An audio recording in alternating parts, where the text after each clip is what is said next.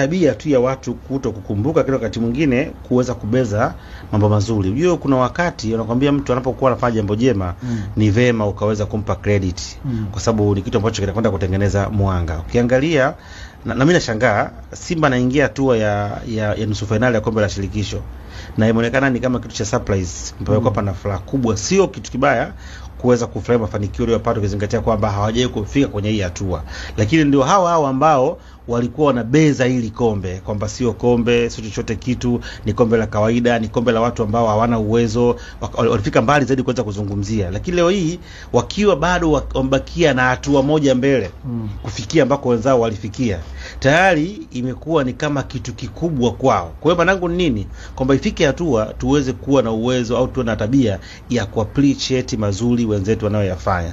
Jana nilikuwa nasikia wazungumza Simba amefanikiwa sana msimu kwa maana kwamba ameweza kufika nusu finali ya kombe la CRDB Confederation Cup ile, lakini pia amefika nusu finali ya kombe la shirikisho. Wanasahau kwamba Yanga alifika finali ya kombe la shirikisho, akafika finali ya kombe la FA na akachukua mpaka ngao. Yaani alichukua makombe ya ndani yote kwa kufika finali, na bado alifika finali ya michuano hii ambayo Simba yuko nusu finali, na bado alikosa ubingwa kwa utofauti wa kikanuni 2-1 Kwa maana yake nini? Na bado ndio timu ambayo ilipata ushindi wa home and away kuanzia hatua ya robo finali mpaka anafika hatua ya finali. Na finali ndio timu ambayo ilishinda ugenini na alifungwa nyumbani. Kwa hiyo walikuwa hapo kwenye piki ya juu ambayo piki ile sasa Simba bado hajaweza kuifikia, lakini kwa sababu ya wakati mwingine tunapenda kubeza mafanikio na kuona si kitu badala ya kujifunza, hii ndio changamoto yake ambayo tunakwenda kukutana nayo. Kwa hiyo mimi ninachokiona